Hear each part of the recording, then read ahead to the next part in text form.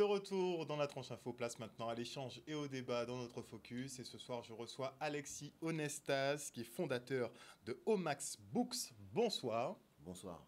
Alors, Omax Books qui a sorti par exemple cet ouvrage, Rick Ross. C'est ça.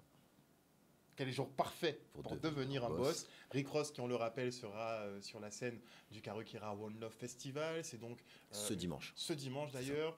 C'est une des plus grosses pointures du rap américain. Bon, de fait du rap mondial, hein, il faut dire les choses. Donc, visiblement, tu te penches sur des personnalités donc, de l'univers hip-hop. Tu écris aussi. Un pari très risqué quand même. Non, ça fait partie de mon parcours, donc il n'y a pas de souci à ce niveau-là. Ah ben justement, comment en es-tu venu à créer une boîte d'édition? Eh ben en fait, c'est venu d'une frustration. C'est venu d'une frustration parce que je lisais beaucoup de livres en anglais et que j'avais personne avec qui les partager. J'avais personne avec qui partager les astuces et les tips que je découvrais dans ces livres. Et j'ai vraiment eu envie de créer une maison d'édition qui permettrait à un maximum de personnes, un maximum de francophones, d'avoir accès à ces livres-là, qui n'étaient pas traduits en français jusqu'à ce qu'on le fasse nous-mêmes. Et qu'est-ce qui faisait défaut? C'est que le marché n'était pas attractif? Ce sont quand même de grosses personnalités, mais personne ne fait de traduction. Ouais. Ben, c'est simplement les maisons d'édition françaises qui passaient ces livres sous les radars, qui n'avaient pas envie de les traduire, qui jugeaient peut-être que c'était des livres qui n'étaient pas assez bien écrits, assez intéressants, peut-être qu'elles ne savaient pas s'adresser au public que moi je connais et avec qui je grandis depuis tant d'années. Et donc quand je me suis rendu compte de ça... ça ressemble un peu à du boycott. Hein. J'ai pas utilisé le terme, mais ça ressemble à une incompréhension. À une incompréhension du public, des bouquins, de la motivation et de l'inspiration que ces livres peuvent apporter à un maximum de personnes.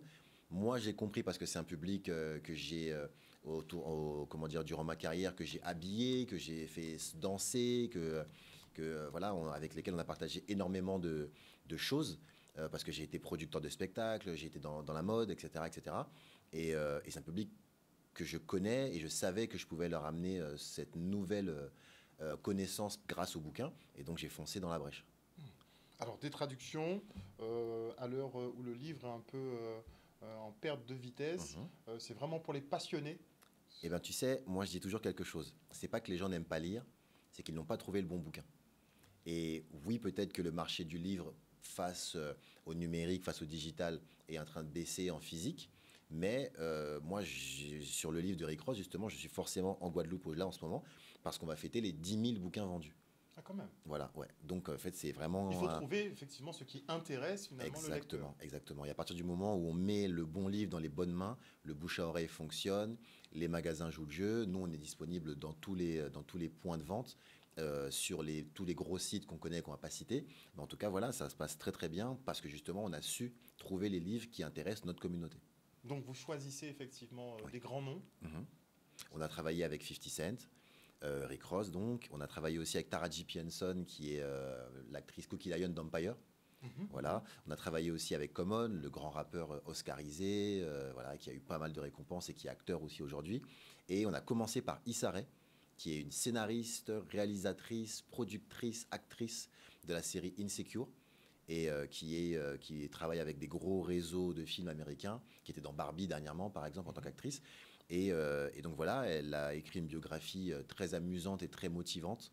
Et on a décidé de commencer avec elle, sachant que son livre s'appelle « Les mésaventures d'une meuf noire maladroite ». Les mésaventures d'une meuf noire maladroite. Je trouvais ça vraiment particulier de commencer par ce titre qui a du sens pour moi. Voilà. Donc un petit côté militant aussi, peut-être? Oui, bah oui. De toute façon, c'est extrêmement politique de se décider à monter une maison d'édition et de livrer un message à une communauté qui, comme tu l'as dit, était incomprise par les grandes maisons d'édition françaises. C'est totalement politique et on a une place à se faire, on a une place à conserver. Et je sais que d'ici quelques années, lorsque vraiment on aura 10, 20, 30 bouquins, je sais qu'il va falloir se battre pour rester sur notre créneau qui va devenir un créneau lucratif et que d'autres vont vouloir reprendre obligatoirement. Est-ce que ce n'est pas déjà le cas? Puisqu'on voit que beaucoup lorgnent finalement sur le... Oui, mais il faut savoir le faire. Du hip-hop. Mais il faut savoir le faire. Et c'est là où c'est très différent avec un bouquin, c'est-à-dire que lorsqu'on traduit, ce qu'on fait nous en interne avec l'équipe, on ne passe pas par des traducteurs externes, parce que lorsqu'on traduit par exemple le livre de Common, qui est un rappeur un peu poétique, très posé, très dans les belles et longues phrases, ce n'est pas du tout la même chose que de traduire Rick Ross, qui est un rappeur un peu plus bling-bling, un peu plus rentre-dedans et un peu plus simple entre guillemets, au niveau de l'écriture. Et si on ne connaît pas les personnages, si on ne connaît pas le parcours de chacun, on ne peut pas bien traduire ce genre de bouquin. Au-delà, effectivement, de la traduction en elle-même, il y a donc sa perception par les lecteurs. En ce moment, il y a beaucoup de polémiques aux États-Unis Oui. sur de très grands noms du rap. Mhm. Tout le monde est littéralement choqué en PLS. On a l'affaire Sean Combs qui est tombée dernièrement. C'est Bon, ça. il n'a pas été interpellé, mais on parle de trafic sexuel. Enfin, on parle d'une industrie sombre, justement, une partie très sombre de l'industrie du hip-hop, qui aurait plusieurs noms qui seraient mélangés un peu à tout ça. Et j'ai envie de te demander, est-ce que il ne faut pas justement se renseigner un maximum sur qui on écoute, sur qui on valide concrètement? Alors déjà, la première chose à préciser, sachant qu'en plus on est dans un média, comment dire, très très très important pour la communauté, la première chose à préciser, c'est que l'information doit être vérifiée, quelle qu'elle soit, et peu importe que ça concerne des stars ou des inconnus, à l'heure où on parle, à l'heure où on débat de ce sujet-là, rien n'a été prouvé, rien n'a été... Voilà. On peut reprendre par exemple l'affaire R. Kelly, qui est une affaire similaire, où il y a eu des choses très très graves qui ont été fouillées, qui ont été détaillées, qui ont été prouvées. Et donc, Lui, il a été incarcéré. Voilà, et il mérite, à un moment donné, quand la justice fait son travail jusqu'au bout et découvre des choses qui sont impardonnables, eh ben, il mérite simplement voilà, d'être incarcéré, d'être puni pour ses faits. À l'heure actuelle, ce n'est pas encore le cas pour des artistes comme Puff Daddy, même s'il y a beaucoup de beaucoup de témoignages exactement, qui sortent de qui concordent. Donc moi, aujourd'hui, j'ai envie de laisser simplement la justice faire son travail. Et surtout, ce qui est aujourd'hui intéressant, c'est que la voix de la femme, notamment, s'est beaucoup libérée. C'est que les femmes ont aujourd'hui la possibilité de s'exprimer, de dénoncer ce genre de choses. Et il faut le faire. Et à partir du moment où les choses sont faites et prouvées, bah, Puff Daddy répondra comme un inconnu ou comme un lambda à ses faits et gestes. Et ça sera tant mieux pour la société. On sait que la justice américaine n'aime pas trop ce genre de cas. C'est ça. Donc ça peut prendre de grosses peines, hein, comme ça a été le cas pour R. Kelly. Mais c'est vrai qu'il n'est pas encore accusé de lui, mais ça lève justement le débat du qui on soutient. Je suis d'accord. Ça peut être, on peut prendre par exemple le cas de R. Kelly, parce que beaucoup de ses fans, finalement, ignoraient un peu une partie du personnage. Et c'est là où je me demande s'il ne faut pas, bon, c'est pas enquêter, mais au moins savoir en fait à qui on a affaire. Alors, et lire, justement lire, se renseigner sur les artistes. Moi, ce que je trouve très important à dire, c'est que moi, personnellement, je n'écoute plus R. Kelly. C'est quelqu'un qui a bercé mon enfance, mon adolescence avec des titres qui étaient exceptionnels. Aujourd'hui, je n'arrive plus, avec les faits qui sont approuvés, qui sont voilà, vérifiés, à mettre un titre d'R. Kelly et l'écouter comme si de rien n'était. Ça, c'est un avis très personnel. Par contre, ce que je tenais à préciser aussi, c'est que ce qui est important dans ce genre de cas, c'est que la cancel culture, ce qu'on appelle la cancel culture, c'est-à-dire de supprimer et d'arrêter d'écouter les artistes lorsqu'ils sont coupables de faits impardonnables, doit s'appliquer à tous. Parce que c'est quelque chose qu'on remarque très souvent. Lorsque ce sont des artistes afro-américains, lorsque ce sont des artistes noirs internationaux, la cancel culture va très vite. C'est très facilement condamnable. Exactement. Par contre, lorsqu'on voit d'autres communautés, d'autres personnes non noires avoir des comportements pires ou similaires, là, on se rend compte que ça prend du temps, qu'il faut la célèbre formule séparer l'artiste de l'homme, que les personnes peuvent se déplacer dans différents pays pour éviter les extraditions, etc., etc. Et moi, je suis pour ne pas séparer les faits d'un être humain de l'artiste. Ça, par contre, je suis pas du tout d'accord avec ça. Mais par contre, je suis pour que ça s'applique à tous lorsqu'on le fait. Et pas simplement aux artistes noirs, aussi coupables qu'ils soient. N'est-ce pas? Alors, il y a un autre cas que je voudrais soulever avec toi ce soir, celui de Michael Jackson. Parce que là, on voit qu'il y a une petite phase de réhabilitation en cours. Son nom, effectivement, a été très largement sali. Et Michael Jackson, c'est un cas assez particulier, puisque concrètement, il y a beaucoup d'accusations, mais pas de condamnation. Il n'y a absolument rien en termes de condamnation. Le fait est qu'il a accepté effectivement de payer certaines familles pour éviter d'aller trop loin, pour éviter que ça ne soit trop médiatisé. Il y a beaucoup d'interviews de lui qui ressortent depuis quelques semaines maintenant, où il explique sa vision, il explique le mal qu'il a vécu par rapport à toutes les attaques qu'il recevait. On sentait que lui-même ne comprenait pas ce qui était en train de lui arriver. Donc comment on peut arriver à un schéma comme ça? C'est-à-dire qu'on a des artistes donc, qui sont coupables de beaucoup de faits, et effectivement, on sépare l'artiste finalement de l'homme. Et on a cet homme qui n'était peut-être pas coupable, absolument pas coupable, mais qui a été littéralement traîné dans la boue. Et il a subi un effacement quasiment total pendant une période. Pour saisir ce genre d'événement, il faut comprendre de quelle manière est construit l'industrie de la musique. C'est-à-dire qu'il y a des éléments qu'on appelle, pour pas être trop dans les trucs techniques, mais il y a des éléments qu'on appelle les masters. C'est-à-dire que les artistes, en fait, chantent, mais lorsqu'ils chantent, les chansons ne leur appartiennent pas. Ils appartiennent aux maisons de disques.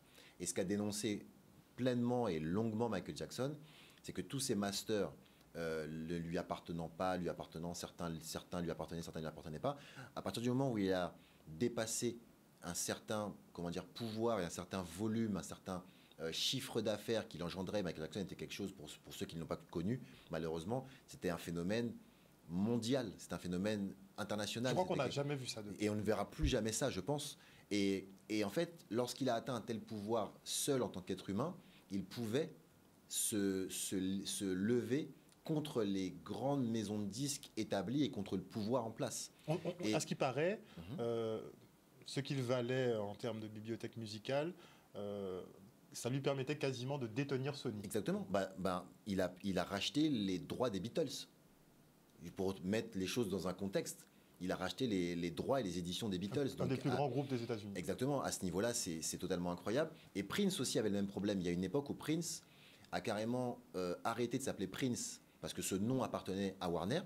Donc il s'est appelé par un symbole, le Love Symbol, on appelait ça. Et il a fait une couverture et il allait dans les médias avec écrit slave, donc esclave, sur la joue, parce qu'il se considérait comme un esclave de l'industrie musicale. Donc tout ça, une fois qu'on dit tout ça, surtout à une époque où il n'y avait pas Internet, où on était vraiment dépendant... Mais c'est les tabloïds qui faisaient les Exactement, on était dépendant du filtre médiatique et de l'information qu'on recevait à l'époque et rien n'était vérifiable. Peut-être que certaines choses ont été montées en épingle pour justement détruire l'influence de certains artistes, de certaines personnalités qui avaient des choses à dénoncer. Et c'était très facile à l'époque. Aujourd'hui, avec Internet, c'est un peu moins facile parce que justement, on peut vérifier. Mais est-ce qu'il n'y a pas toujours autant d'attaques ?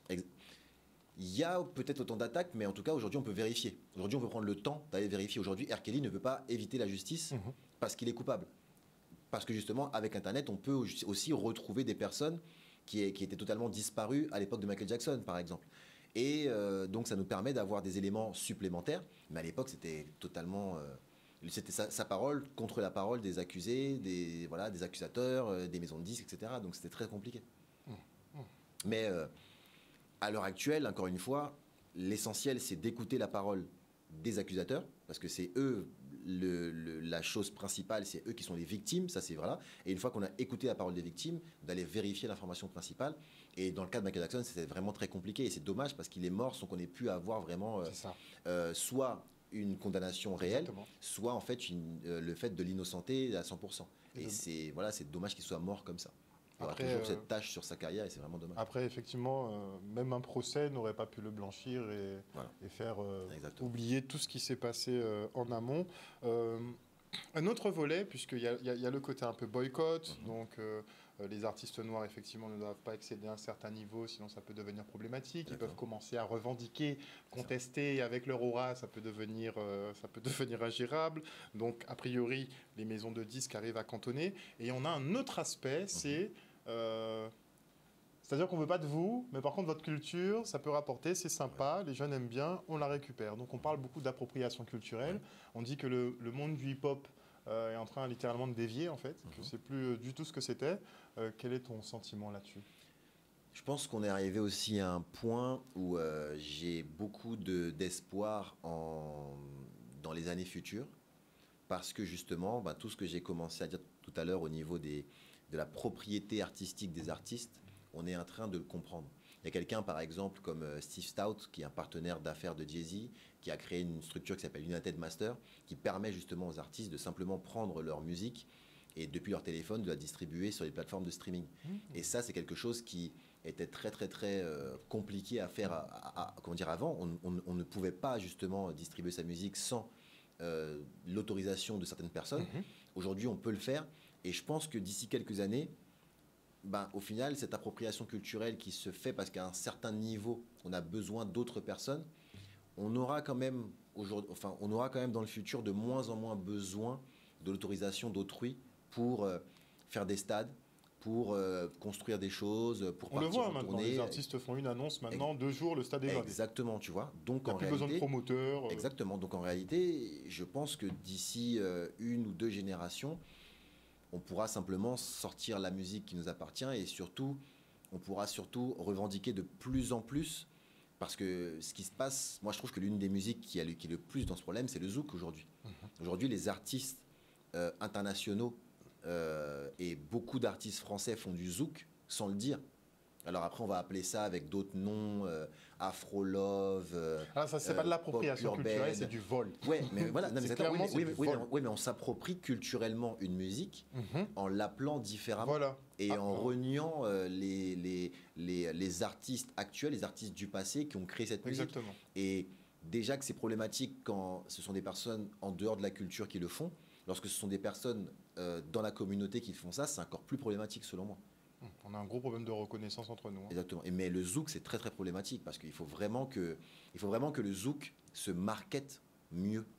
Parce qu'au final... C'est nous qui avons eu un problème de marketing. Exactement. Non, mais il y a un problème de marketing. Il y a un problème de marketing, il y a un problème d'image, il y a un problème de lancement, il y a un problème de création, pas musicale, mais de création, de lancement de projets.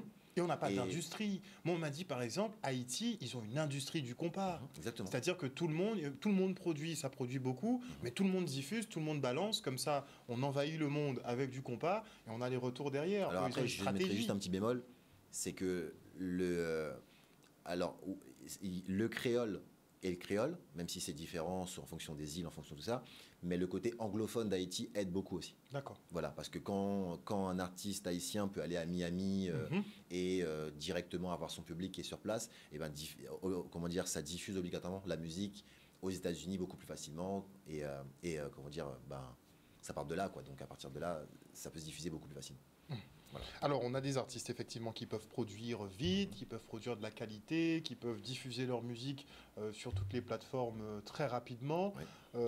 Mais on est en train de passer un peu dans la fast-food musique, un peu. C'est-à-dire c'est très prolifique, mais je trouve que ça part un petit peu dans tous les sens et qu'on n'a pas le temps effectivement de se poser pour découvrir un artiste, de découvrir ses créations. Et est-ce que tu penses qu'on pourra avoir de grandes stars à l'avenir, comme des Rick Ross, des Michael Jackson, des grands noms Je pense alors déjà, on va remettre les choses dans un contexte. Même si j'ai beaucoup d'amour pour Rick Ross, avec qui j'ai travaillé, il n'y a pas de souci. On retire Michael. Voilà. Moi, je pense il est en compétition. Moi, je pense que des personnes comme Michael Jackson, comme Bob Marley, comme Jacob Devarieux et Kassav, qui au niveau du zouk ont inventé une musique au même titre que ces personnes-là. Au final, je pense qu'il y aura plus ce genre de personnes parce qu'il y a beaucoup trop d'informations aujourd'hui. Il faut aussi se rendre compte qu'à une époque, les artistes sortaient un album tous les 2 ou 3 ans, que l'on écoutait les albums pendant 2-3 ans. On les consommait pendant... Exactement, et qu'il n'y en avait pas autant. Donc techniquement parlant, ceux qui sortaient étaient plus importants. Ça, c'est juste d'un point de vue de nombre. Après, d'un point de vue musical et d'un point de vue qualitatif, c'est juste des mathématiques. C'est-à-dire que plus il y a d'artistes et plus il y a des sorties le vendredi, et obligatoirement, plus il y a des sorties qui sont moins travaillées, moins qualitatives, moins bien, mais parce qu'il y en a plus. Après, à nous, en tant qu'auditeurs, de ne pas alimenter ce genre, justement, de musique, comme tu l'as dit, fast-food. Mais ça marche avec n'importe quel produit. À partir du moment où il y a des livres qui sont très bien écrits, très bien rédigés, il y a aussi des livres... qui sont faits à la chaîne, parfois même par des intelligences artificielles, etc. etc. Donc à nous en tant qu'auditeurs, de faire les bons choix et de soutenir les bons artistes. Ça, à un moment donné, dans le show business, il y a show, mais il y a business aussi. Et si les maisons de disques et les labels comprennent qu'il y a une musique qui plaît à un maximum de personnes, c'est cette musique-là qui va être envoyée. À nous, en tant qu'auditeurs, de dire, on aime aussi... Envoyer de nouveaux signaux. Exactement, la musique qualitative, de soutenir les artistes qui font de la bonne musique. On est tellement tendance en ce moment, nous, c'est tendance, on s'engouffre. Tu vois, c'est acheter, et pas simplement streamer, c'est acheter les sorties physiques des artistes, c'est aller à leurs concerts, c'est soutenir en achetant du merchandising, des t-shirts, etc. C'est comme ça qu'on change la donne. C'est pas simplement en disant, j'écoute la radio, je regarde des clips, et derrière, je stream la même chose. Si les auditeurs consomment la musique comme ça, elle ne changera pas. Mais il faut que l'artiste, justement, suscite cette envie-là. Le truc, c'est que quand on avait un Rick Ross ou peu importe, certains voulaient acheter effectivement des goodies ou peu importe parce qu'ils étaient vraiment fans à 100% de Rick Ross. Maintenant, c'est plus, bon, tu es l'artiste du moment, je te consomme maintenant, mais je sais que dans une semaine, dans 2 semaines, j'écouterai autre chose. Oui, mais pourquoi acheter un t-shirt de toi? Ne généralisons pas. Par exemple, on est ici en Guadeloupe, dans quelques jours, il va y avoir un concert de Kalash. Kalash, c'est un artiste, par exemple, qui chaque album sort de la très bonne musique. Et en Kalash, il est un petit peu en compète aussi. Oui, mais c'est un petit peu notre Michael des Antilles. C'est pour ça qu'il faut le soutenir. Plus que moi, par exemple, c'est un artiste que je connais, avec qui j'ai travaillé, je connais son équipe. Eh bien, moi, il ne me viendrait pas une seule seconde à l'esprit de demander une place de concert, de demander un album. C'est quelqu'un que je soutiens. Là, tu as pris un exemple. Tu as pris un exemple de personne de bons musiciens. Qui a construit une carrière, qui a construit une image, parce qu'au-delà effectivement de son talent artistique, il a gardé une certaine ligne de conduite. Comme on dit, il est resté vrai. C'est quelque chose qui est assez rare, puisqu'en général, on tourne sa veste assez rapidement pour la monnaie. Lui, il a fait vraiment de bons choix. Je trouve que sa carrière, elle est... Eh bien, suivons-le, imitons-le. Et en limitant un artiste comme ça qui a choisi de faire de la bonne musique avec une bonne image, et ben même les personnes de l'industrie comme moi ont envie de le soutenir et ont envie d'acheter ses produits justement afin qu'il aille plus loin.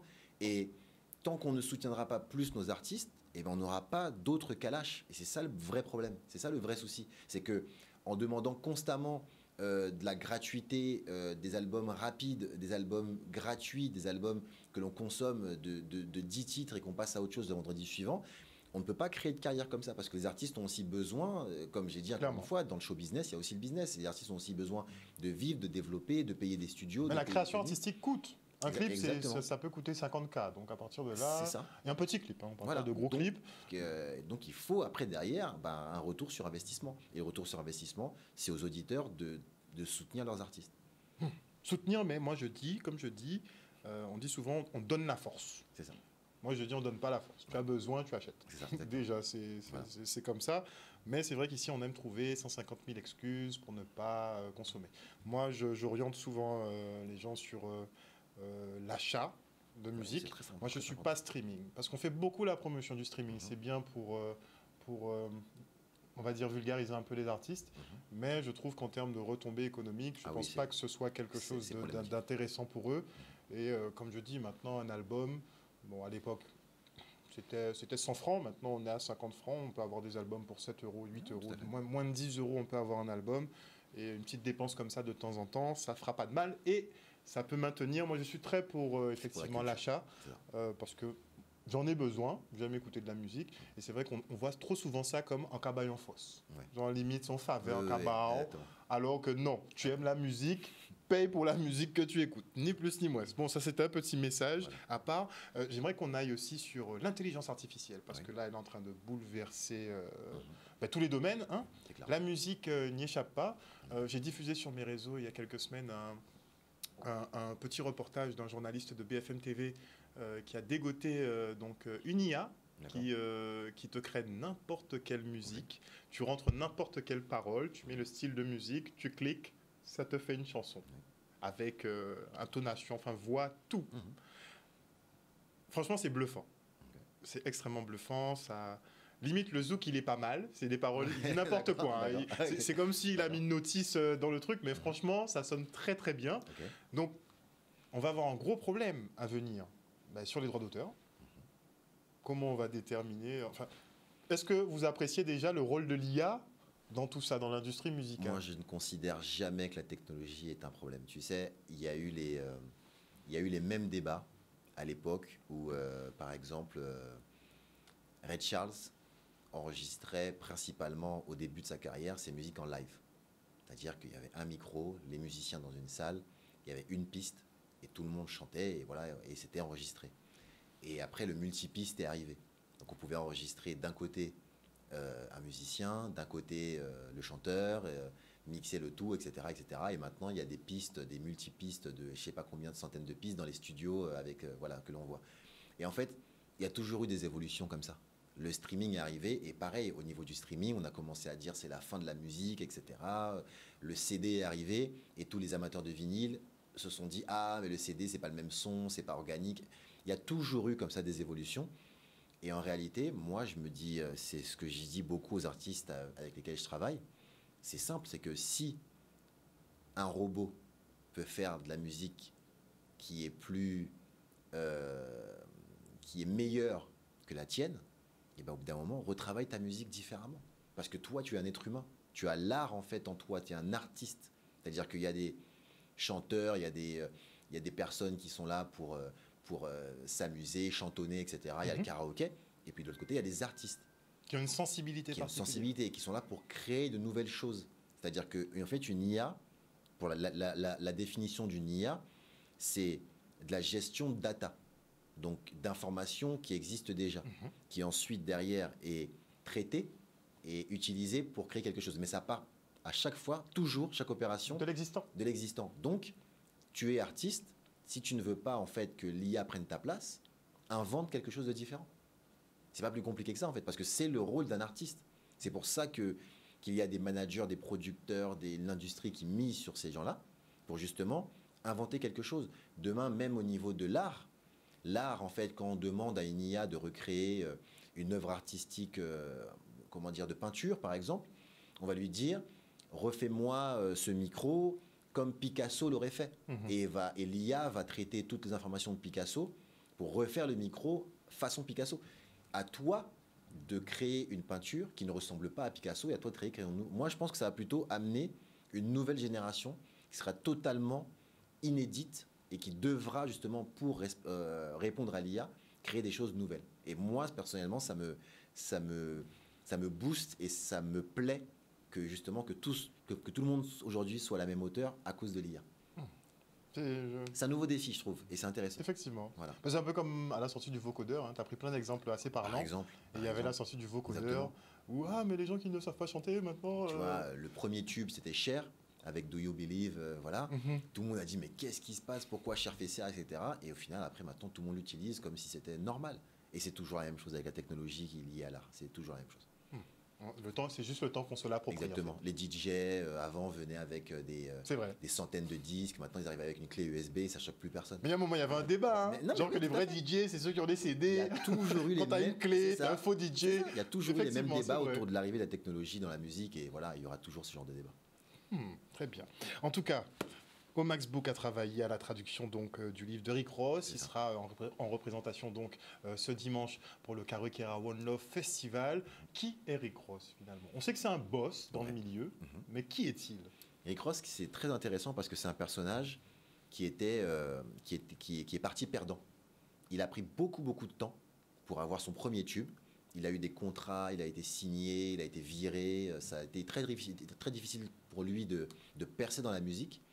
Et donc, une fois qu'il a percé dans la musique et qu'il a eu ses premiers tubes et ses premiers retours financiers, il a changé son compte Instagram et il s'est appelé Rich Forever. C'est son objectif, de rester riche pour toujours. Et donc, c'est quelqu'un qui a énormément diversifié ses rentrées d'argent. La musique, aujourd'hui, est limite plus qu'un plaisir pour lui. Parce qu'il a, on le lira dans le bouquin, mais il a énormément de business dans la santé, dans l'immobilier, dans les restaurants, dans les boissons, etc. Il a vraiment diversifié son portefeuille. Et là, il a décidé dans ce bouquin-là de justement expliquer comment il a fait. Et c'est un bouquin mi-motivation, mi-business, où il donne énormément de conseils, des conseils simples à la communauté, afin justement de devenir des boss. Pour par exemple, te donner un exemple, tu sais, je vais essayer d'être rapide. De manière générale, les stars achètent des grosses maisons juste pour acheter des grosses maisons. Voilà, ils vivent tout seuls dans une maison avec 50 chambres. Voilà. Lui, il a acheté une maison, mais dans l'un des derniers films d'Eddie Murphy, Un prince à New York 2, le palais de la maison d'Eddie Murphy est la maison de Rick Ross. Donc il loue en fait la maison qu'il a achetée à énormément de studios de cinéma pour rentabiliser l'achat de cette maison. Et cette maison-là, il l'avait achetée aux enchères à Holyfield, qui avait fait faillite parce que justement, il n'avait pas su gérer cette maison-là. Et ça, c'est des conseils qu'il donne dans le bouquin pour expliquer on est une génération où il faut cesser de gaspiller dans son argent dans des futilités. Et même lorsque l'on achète quelque chose d'énorme, de bling-bling, il faut le rentabiliser d'une manière intelligente. C'est pour ça que je te disais aussi tout à l'heure qu'il faut connaître l'artiste. Parce que quand tu vas regarder Rick Ross d'entrée de jeu, tu vas te dire, ah, il faut flamber. Voilà. Il faut liquider son cash. Alors que sa mentalité, en réalité, c'est sois prévoyant, fais très attention à tes investissements, diversifie-les. C'est pas du tout aller claquer de l'argent en soirée. Par contre, il va le chanter. Exactement. Voilà. Ça, c'est de l'entertainment. C'est le côté américain. C'est le show business. Il y a le show et il y a le business de l'autre côté. Mais nous, on prend surtout le côté show. On est là pour ça. Avec Omax Books, on va essayer d'amener justement ce genre de connaissances qui vont permettre à chacun d'appréhender ce genre de bons comportements. Alors, à part Rick Ross, tu nous avais dit que tu avais travaillé sur 50 Cent, le dernier un profil particulier aussi, 50 Cent. Un profil unique. Ouais, un profil unique, c'est quelqu'un qui pareil, a eu un parcours particulier lorsqu'il s'est fait tirer dessus par 9 balles, et qui a failli le laisser... Ça a même fait un film, il en a fait un film tellement c'était... Qui a failli le laisser sur le carreau. Mais surtout là, dans ce bouquin de 50 Cent, ce qui est intéressant, c'est que c'est la première fois qu'une star américaine, donc avec tout ce que ça comporte de réussite, revient sur ses défaites. Et ça, c'est intéressant parce que il revient par exemple sur le fait qu'il a vendu 14 millions d'albums à son premier album et il en a vendu que 4 lors de sa dernière sortie. Et il s'est posé la question de où étaient ces gens. Où étaient les 10 millions de personnes manquantes. Où étaient les gens qu'il avait soutenus à ce point-là au début de sa carrière. Et il s'est rendu compte que ces gens-là qui avaient 15 ou 20 ans à l'époque, donc qui étaient avec lui dans le club, aujourd'hui avaient en fait 35 ou 40 ans.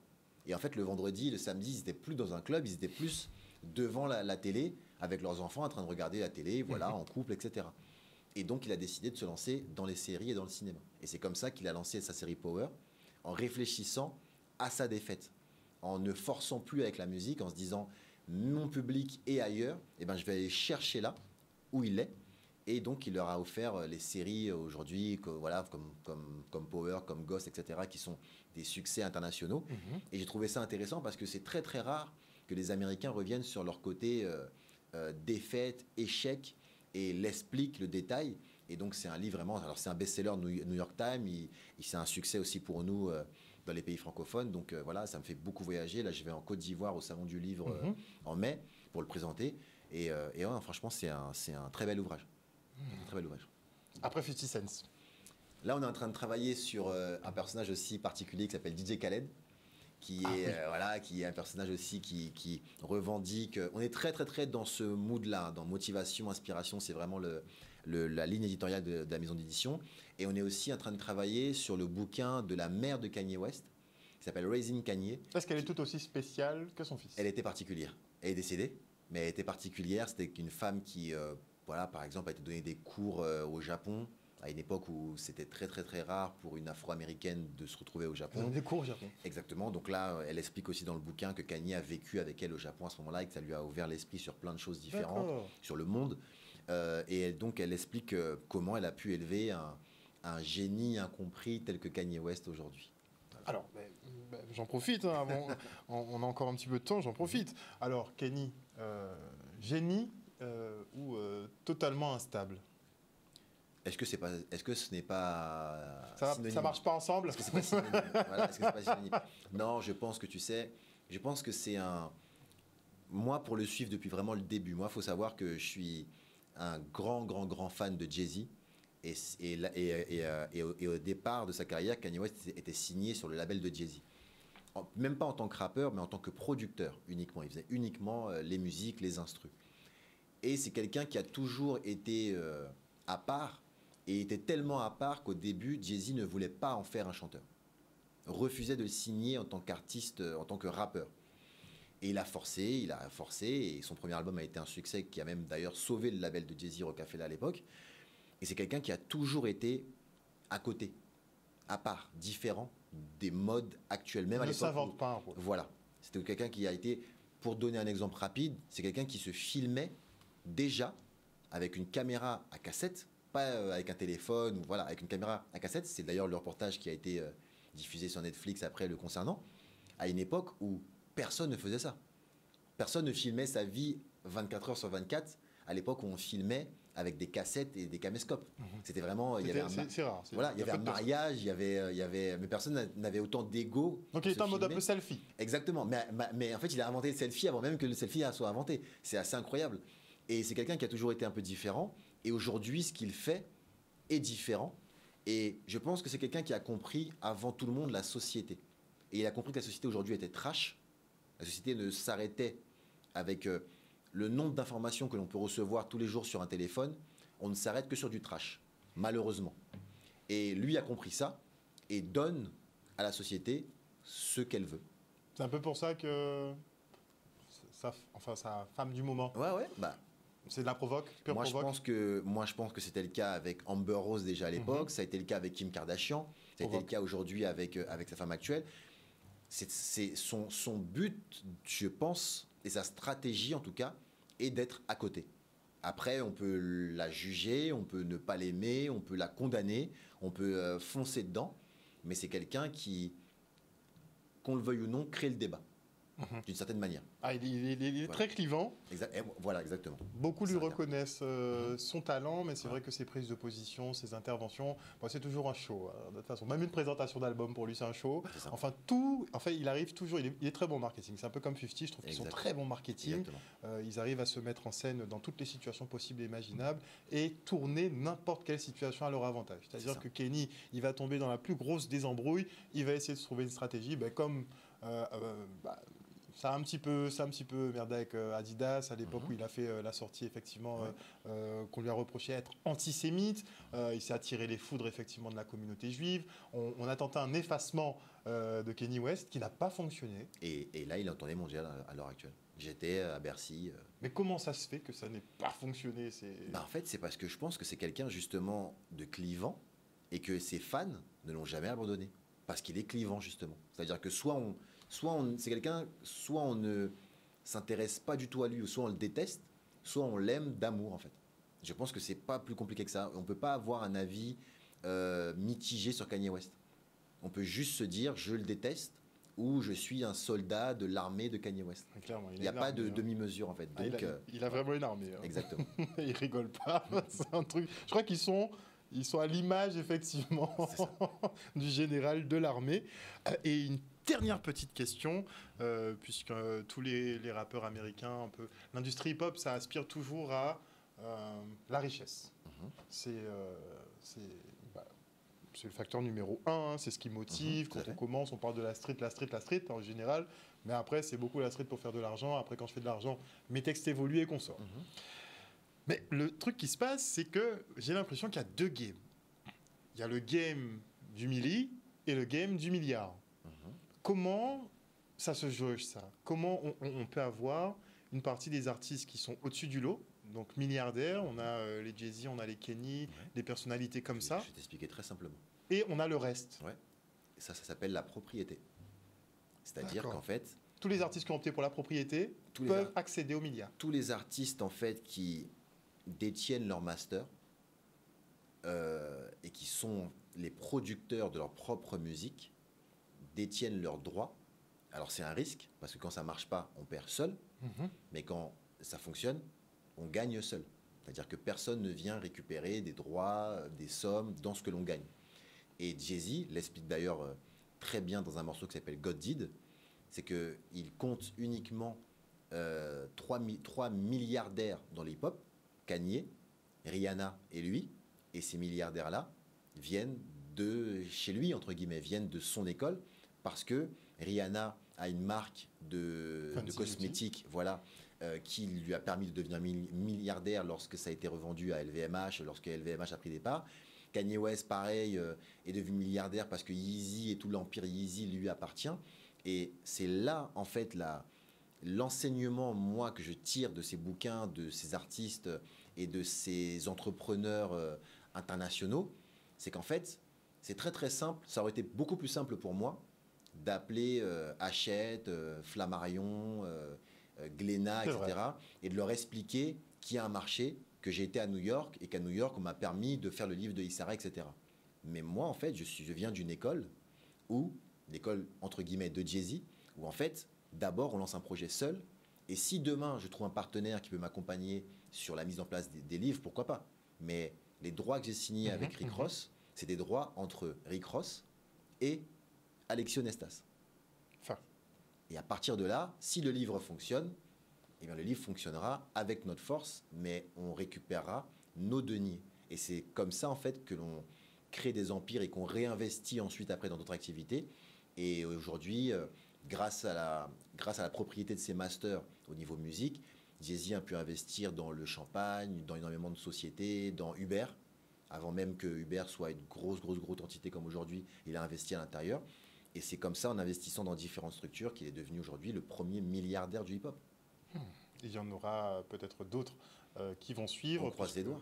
La recette semble fonctionner. En tout cas, il faut rester droit dans ses bottes. Hein, ouais. Et pas trop se laisser influencer dans ce milieu. Une toute petite dernière question. J'en profite d'avoir un spécialiste en la matière sur le plateau. Moi, c'est pour faire le lien avec notre star internationale, il faut le dire. Kalash, c'est vraiment la référence antillaise. Je ne crois pas qu'il y ait d'artistes de dancehall qui ait atteint ce niveau-là. Cet engouement-là, il suscite vraiment une hystérie collective, peu importe où il va, peu importe dans quelle situation. Je trouve vraiment que c'est phénoménal, c'est un très beau modèle de réussite. Par contre, est-ce que Kalash, tu penses qu'il va asseoir son empire, justement, diversifier ses investissements? Je crois qu'il est un peu dans la mode, des choses comme ça. Mais est-ce qu'il est en marge de créer son empire? C'est simple. Dans la musique, il y a, pour caricaturer, pour résumer un petit peu, parce qu'on a peu beaucoup de temps, il y a deux grosses rentrées. C'est les rentrées de production et les rentrées d'édition. Et Kalash a Mwakamoon Production et Mwakamoon Édition. Il détient ses droits. C'est-à-dire que quand Kalash sort un album, en fait, il licencie cet album à une autre maison de disques qui le distribue, mais son album lui appartient. Et ses éditions, donc quand ces titres passent en radio, etc., cela génère de l'argent, et cet argent-là lui revient. Je vais schématiser un petit peu, mais aujourd'hui, il y a Mwaka Pizza, qui est aujourd'hui en fait une chaîne de restaurants, de pizzeria qu'il a ouvert.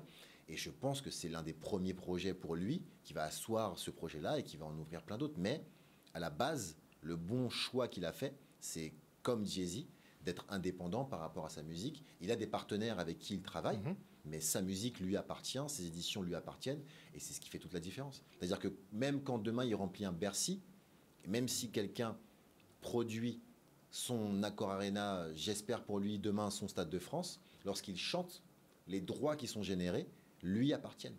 Et ça fait toute la différence dans un business, dans n'importe quel business, et même dans la vie tout court. Il y a un propriétaire et il y a un locataire. On n'a pas besoin de faire de longues phrases pour comprendre en fait la différence. Et bien Kalash, c'est quelqu'un qui est propriétaire de ce qu'il fait, de ce qu'il crée, de ce qu'il génère. Et c'est quelque chose de très, très, très respectable, de très difficile à mettre en place. Et clairement, félicitations à lui pour ce parcours remarquable et voilà, exceptionnel. Il avait dit d'ailleurs dans son son, bientôt riche, quand Mwakamoon aura fait mouche. Ben voilà, hein. Et ben là, il a fait sa boîte de prod et il savait déjà. Voilà, je pense qu'il y est arrivé. Et c'est très très bien pour lui. Kalash qui sera d'ailleurs en représentation ce samedi pour le Karaoke One Love Festival. Donc ce sera du côté de Capesterre-Belle-Eau. On aura de belles prestations. On aura Rick Ross qui sera là le dimanche. Si vous voulez en savoir plus sur des artistes rap, mais pas que, il y a donc Omax Book qui vous propose toute une gamme. Bon là on a celui de Rick Ross, mais effectivement il y a d'autres ouvrages comme celui de 50 Cent aussi et d'autres. La mère de Kenny est en préparation, n'est-ce pas? Et donc si vous voulez en savoir plus sur les artistes que vous écoutez, mais vraiment creuser sur eux, n'hésitez pas effectivement à vous tourner vers la sélection de Omax Book. Merci beaucoup. Merci à toi. Le mot de la fin. À dimanche, à samedi, à dimanche, on se voit à Capesterre. Voilà, je pense que c'est l'événement et il faut. Tu auras un petit stand pour les bouquins? Non, parce qu'en fait, pour donner l'exclusivité, je peux donner l'exclusivité? Oui. On va fêter avec Rick Ross les 10 000 exemplaires vendus de son bouquin et il y aura une animation particulière par rapport à tout ça. Donc vraiment, soyez là parce qu'on a préparé ça depuis de longs mois et on est super content que ça se fasse ici en Guadeloupe, quoi. C'est vraiment. C'est déjà que ce soit un Guadeloupéen qui fasse la traduction d'ouvrages d'Américains, de superstars américaines. Franchement. Et qu'on le fait ici, chez nous, à la maison, c'est magique. C'est magique. Voilà. Tu fais un gros job. Moi, Merci je salue. Hein. Merci. Je salue. On dit merci. Et il faut continuer effectivement sur cette lancée. Moi, je proposerais aussi une petite biographie sur Kalash. Hein. Ah Il faut y penser. Ça serait super intéressant. Franchement, je pense qu'il faut y penser. Ce qui serait même intéressant, c'est de le traduire en anglais et de faire le chemin inverse avec Exactement. lui. Voilà. Exactement. Pour le faire découvrir à un maximum de personnes. Je pense qu'il peut voyager. Kalash, Clara, le message est passé. Discutons. Il est déjà prêt à signer pour les droits. Merci beaucoup en tout cas Alexis Onestas, je le rappelle, fondateur d'Omax Books, d'être venu nous présenter donc cet ouvrage sur Rick Ross, mais aussi la gamme d'ouvrages sur lesquels vous travaillez avec votre maison d'édition. Merci encore. Une bonne soirée en tout cas à l'écoute des programmes de Canal 10. N'oubliez pas, samedi et dimanche, ce sera du côté de la plage de Roseau à Capesterre-Belle-Eau pour la 7e édition du Karukera One Love Festival. Les 2 têtes d'affiche, donc samedi soir ce sera Kalash, le dimanche ce sera Rick Ross. Amusez-vous bien, franchement la scène elle est sur l'eau, ça a l'air pas mal, hein. Franchement ça sent bon les vacances de Pâques. Allez, une bonne soirée à vous, bisous tout le monde.